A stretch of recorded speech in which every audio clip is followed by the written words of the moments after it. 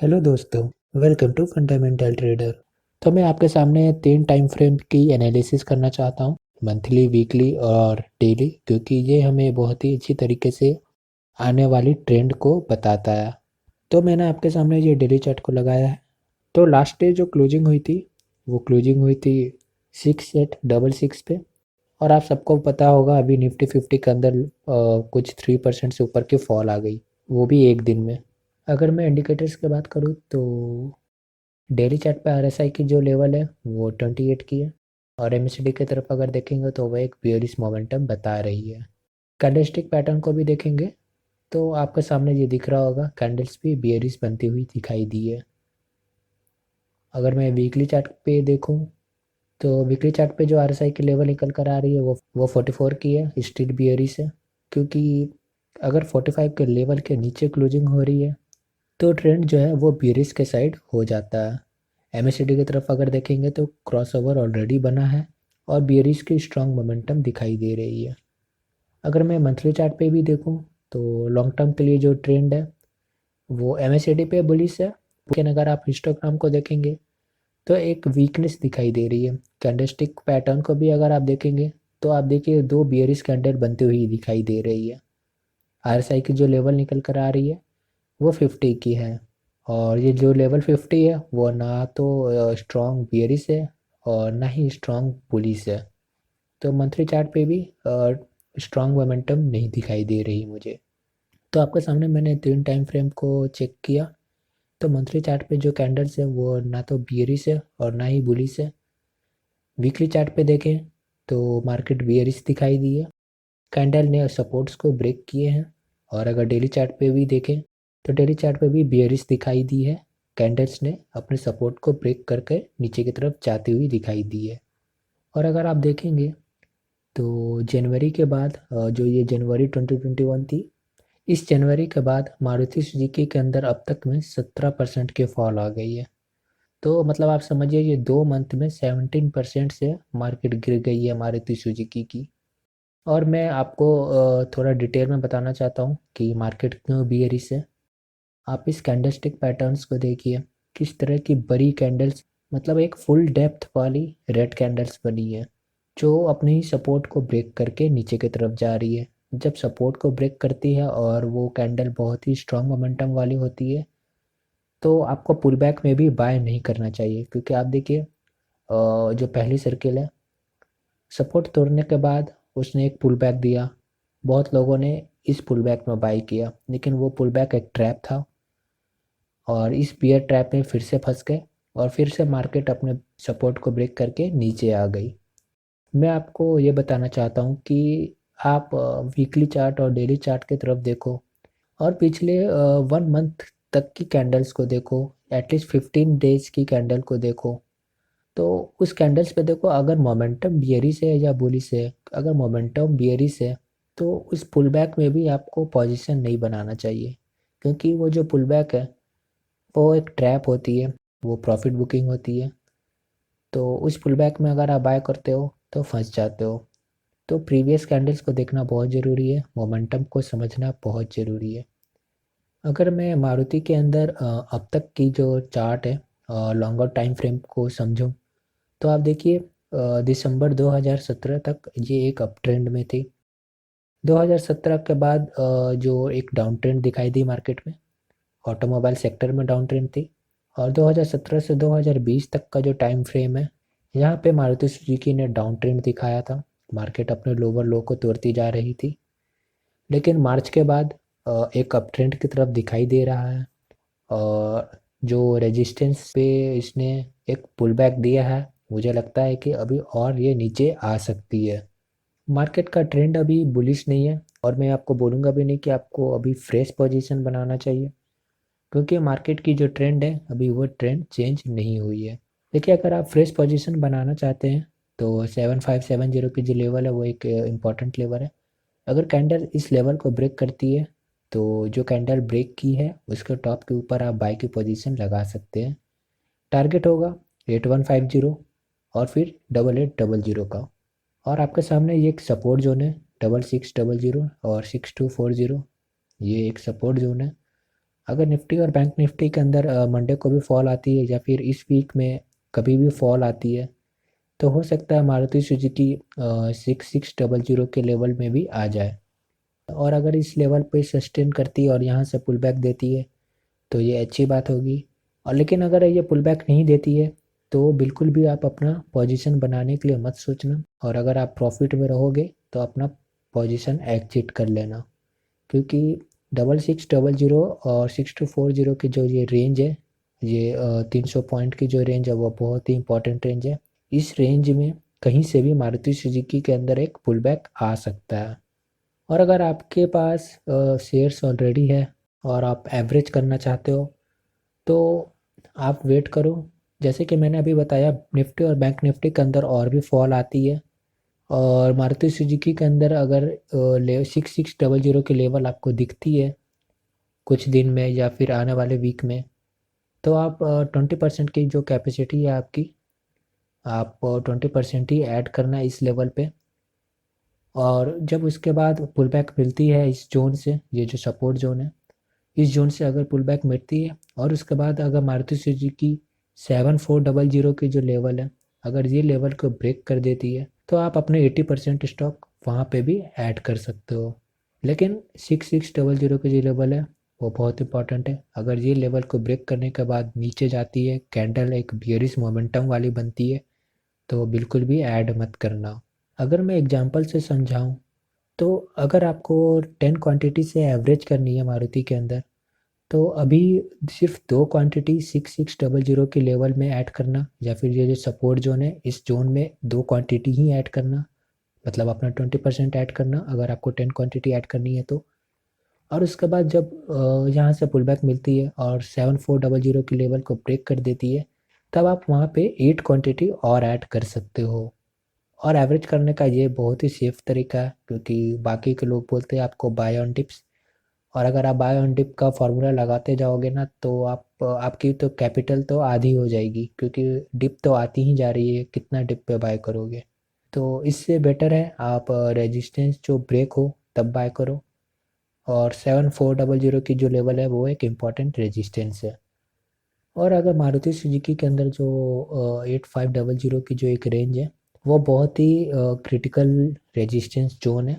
अगर 8500 की लेवल अगर तोड़ देती है मारुति सुजुकी, तो यकीन मानिए आपको 10,000 की लेवल बहुत ही जल्दी देखने को मिल सकती है। तो ये लेवल जो है 8500, इस पे नज़र रखिएगा। और मैं तो बोलूँगा आपको इस चार्ट, आप अपने चार्ट पे एक हॉरिजॉन्टल लाइन मार्क कर लो 8500 पे। अगर इस लेवल को ब्रेक करती है कैंडल, तो उसके बाद आप थोड़ा देर वेट करना, कुछ दिन वेट कर लेना। मार्केट अगर बुलिश मोमेंटम दिखाती है तो बिंदास बाय कर लेना, 10,000 की लेवल आपको ज़रूर मिलेगी। जैसे मैंने आपको बताया, मंथली, डेली और वीकली पे एक बेयरिश मोमेंटम अभी बनी हुई है, और इसलिए मैं बोलूँगा आप कोई भी लार्ज क्वांटिटी लॉन्ग टर्म के लिए बाय मत करना इस टाइम पे ऑटोमोबाइल सेक्टर में। लेकिन अगर आपको शॉर्ट टर्म के लिए बाय करना है तो जो मैंने लेवल्स बताए हैं वो लेवल्स को आप अपने चार्ट पे मार्क कर लेना। और मैं आपको अभी बताऊंगा कि मैंने ऐसा क्यों बोला, आपको ऑटोमोबाइल सेक्टर में फ्रेश पोजीशन नहीं बनाना चाहिए। वीडियो में बने रहिए। तो मारुति सुजुकी के अंदर अगर आपके पोजीशन है और अगर आप प्रॉफिट में हैं तो 80% प्रॉफिट आप अपना बुक कर लीजिए। लेकिन अगर आप लॉस में हैं तो बिल्कुल भी आप अपने ट्रेड में बने रहिए और एग्जिट मत कीजिए, क्योंकि मारुति सुजुकी ऐसी स्टॉक है। और आपको पता होगा, मुझे बताने की ज़रूरत नहीं है, लेकिन मैं बता दे रहा हूँ, 50% जो पैसेंजर व्हीकल्स है वो मारुति सुजुकी की है रोड पे, पूरे इंडिया में। तो इस बात का आप ध्यान रखिएगा। मार्केट की कैपिटल बहुत बड़ी है मारुति सुजुकी की, तो इसमें लॉस बुक करने का कोई मतलब नहीं है। और अगर आप होल्ड कर सकते हो अपने पैसे को तो आप बिल्कुल आप होल्ड करो। पैसेंजर व्हीकल्स जो है वो सिर्फ 3 चीज़ों पे चल रही है प्रेजेंट में। एक पेट्रोल, दूसरी सीएनजी, और थर्ड जो अभी आने वाली है वो है इलेक्ट्रिक व्हीकल्स। लेकिन अभी जो मार्केट में ट्रेंड है इलेक्ट्रिक व्हीकल्स की, इस ट्रेंड को, इस डिमांड को आने में अभी टाइम लगेगा। और अभी जो नेक्स्ट 2 to 3 years जो आने वाले हैं, इस 2 या 3 साल में जो डिमांड आपको दिखेगी वो ना तो पेट्रोल की होगी और ना इलेक्ट्रिक की होगी, लेकिन सबसे ज़्यादा जो डिमांड होगी वो सीएनजी की होगी। और आप ये भी बात मान के चलो कि आने वाले जो 2025 और 2030 है, उसमें इलेक्ट्रिक व्हीकल का ज़्यादा शेयर नहीं होगा, लेकिन सबसे ज़्यादा जो शेयर होगा ना, वो सीएनजी का होगा।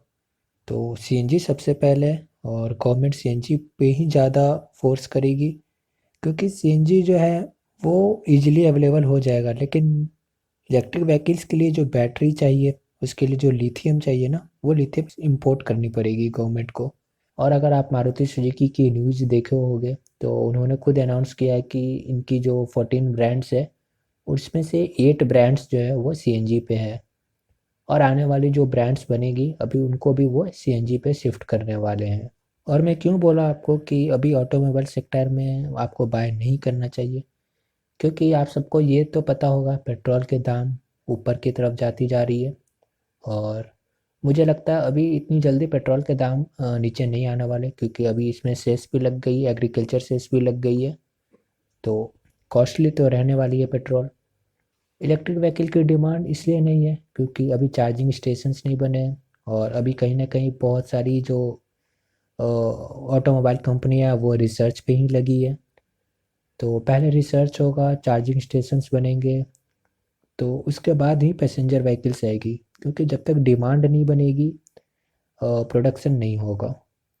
और अगर मैं सीएनजी स्टेशंस की बात करूँ, तो सीएनजी स्टेशंस तो अभी बहुत अच्छी लेवल पे है, ओपनिंग हुई है, लेकिन जैसा कि मैंने अभी बताया आपको, नेटवर्क बहुत ज़्यादा दूर तक नहीं है, लिमिटेड टाउन्स में है, लिमिटेड सिटीज़ में है।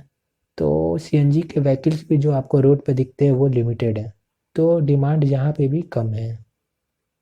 ये बात तो क्लियर हो गई कि जो आने वाला टाइम है 2025 तक, उस टाइम पे बहुत कुछ चेंज होने वाला है। अब तक की जो इंडस्ट्री थी, मतलब 90s की जो सेंचुरी थी और 20s की जो सेंचुरी थी, वो पेट्रोल की थी। लेकिन अब जो चेंजेस आ रहे हैं पिछले 3 या 4 साल में, जो क्लाइमेट का इम्पैक्ट हुआ, ग्रीन हाउसेस गैस की जो प्रॉब्लम हुई, इसके बाद से पेट्रोल को यूज करने के लिए हर कंट्री ने हाथ उठा लिए हैं। कोई भी अब पेट्रोल को यूज करना नहीं चाहता। तो अब जो डिमांड आएगी वो सीएनजी की है, और उसके बाद ही इलेक्ट्रिक व्हीकल की है। आप ये मत सोचना कि इलेक्ट्रिक व्हीकल सीएनजी को सरपास कर देगा, ऐसा बिल्कुल नहीं है। सीएनजी सबसे पहले नंबर पे है, उसके बाद ही इलेक्ट्रिक व्हीकल्स है। तो अभी जो सिचुएशन है वो सीएनजी की है, और आपने देखा होगा सारे गैस के सेक्टर्स में बहुत ही ज़्यादा तेज़ी दिखाई दे रही है। आप गेल देख लो, आप ओएनजीसी देख लो, पेट्रोनेट एलएनजी देख लिया होगा आपने, गुजरात गैस, गुजरात स्टेट पेट्रोनेट, इन सारे के सेक्टर में आईजीएल, एमजीएल, ये सारे जो स्टॉक्स हैं इन सब में बहुत ही ज़्यादा तेज़ी आई है। तो ये तेज़ी इसलिए है ना कि गैस की डिमांड बहुत ज़्यादा बढ़ने वाली है, क्योंकि गैस की डिमांड बढ़ेगी तो गैस का नेटवर्क बढ़ेगा, गैस की इंफ्रास्ट्रक्चर बढ़ेगी, और गैस की इंफ्रास्ट्रक्चर जब बढ़ जाएगी तो ऑटोमेकर्स जो हैं वो सीएनजी के व्हीकल्स बनाना स्टार्ट कर देंगे। और बजट में भी फाइनेंस मिनिस्टर ने ये बताया था कि जो नेक्स्ट 100 सिटीज़ जो हैं वो गैस के नेटवर्क में ऐड होने वाली है, नेचुरल गैस की। तो ये बजट के बाद ही आपको गैस सेक्टर में बहुत ही ज़्यादा तेज़ी देखने को मिल रही थी। तो और आने वाले 20 से 25, मतलब समझ लीजिए जो आने वाले 4 साल हैं, 4 साल में सीएनजी स्टेशंस 4 टाइम्स से बढ़ जाएंगे, मतलब 4 गुना हो जाएगा। तो मैं इसलिए बोल रहा हूँ कि अभी की जो प्रेजेंट सिनारियो है, जो करेंटली 1 ईयर और 2 ईयर की मैं बात कर रहा हूँ, यहाँ पे ऑटोमोबाइल सेक्टर में मुझे नहीं लगता कोई बहुत बड़ी तेज़ी आने वाली है। तो इसलिए मैंने बोला कि अभी फ्रेश पोजीशन बिल्कुल मत बनाना मारुति के अंदर। शॉर्ट टर्म के लिए आप बना सकते हो, लॉन्ग टर्म के लिए मत बनाना।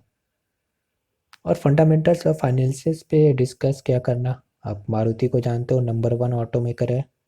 और इतना समझ लो कि अगर आप मारुति सुजुकी के अंदर इन्वेस्ट किए हो तो बिल्कुल भी इसमें रिस्क नहीं है।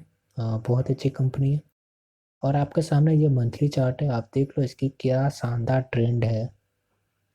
तो ये एक ब्लू चिप कंपनी में आपकी शेयर है, और अगर आप माइनस में हो तो इसमें टेंशन लेने की कोई बात नहीं है। सभी स्टॉक के दिन आते हैं, सभी स्टॉक माइनस में आती है, सभी स्टॉक के अंदर डिप आती है। मारुति सुजुकी के अंदर भी डिप आई है।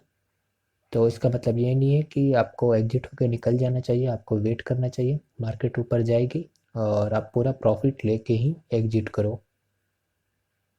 अब मैं आपके सामने जल्दी से एक निफ्टी 50 के एक लेवल बता दे रहा हूँ। मुझे लगता है आपको बताना बहुत ज़रूरी है, वरना फिर से आप ट्रैप में फंस जाओगे। मैंने अपने टेलीग्राम चैनल पर ऑलरेडी बता दिया था, ये जो बुलिश कैंडल बनी है एक दिन पहले की, वो एक ट्रैप है और इसमें बाय मत करना। रिजल्ट आपके सामने था। तो अभी मैं बता रहा हूँ 15,100 की जो लेवल है निफ्टी 50 के अंदर, वो एक बहुत इंपॉर्टेंट लेवल है। और जब तक ये लेवल को ब्रेक नहीं कर देती, आप निफ्टी 50 के अंदर बाय के लिए मत जाना, क्योंकि ये एक बियर्स का ट्रैप बन सकता है और आप फंस जाओगे। और मैं बोलूँगा निफ्टी 50 के अंदर मार्केट को शॉर्ट भी मत करना, क्योंकि पुल बैक कहीं से भी आ सकता है। और पुल बैक आएगा, मार्केट थोड़ी सी ऊपर जाएगी, बट हो सकता है ऊपर के लेवल में फिर से रेजिस्टेंस मिले और मार्केट नीचे आ जाए। 14,460 की जो लेवल है वो एक इम्पॉर्टेंट सपोर्ट है निफ्टी 50 के लिए, नंबर्स को याद रखिएगा। अब मैं बैंक निफ्टी के बारे में भी बता देता हूँ आपको। बैंक निफ्टी के अंदर आपको अगर बाय करना है तो 36,800 की जो लेवल है इसके ऊपर ही बाय करना, इसके नीचे बाय मत करना। बाय करोगे तो फंसने के बहुत ज़्यादा चांसेस हैं, क्योंकि इतना तो श्योर है पुल बैक आएगी। अगर पुल बैक आएगी तो वो एक ट्रैप हो सकता है, पुल बैक में बाय मत करना। 34,200 की जो लेवल है वो एक इम्पॉर्टेंट सपोर्ट लेवल है, अगर ये ब्रेक करती है तो हो सकता है निफ्टी बैंक और भी नीचे जा सकती है। अगर आप मुझसे जुड़ना चाहते हैं तो आप मेरे साथ टेलीग्राम के चैनल पे जुड़ सकते हैं। मैंने टेलीग्राम के चैनल का लिंक डिस्क्रिप्शन और कमेंट बॉक्स में लिंक दे दिया है। मैं अपने टेलीग्राम चैनल पे कुछ इंपॉर्टेंट न्यूज़ या फिर कुछ इंपॉर्टेंट ट्रेड्स जो मैं आपको बता देता हूँ, कुछ अलर्ट्स बता देता हूँ, इससे आपको कहीं ना कहीं ज़रूर फ़ायदा मिल जाता है।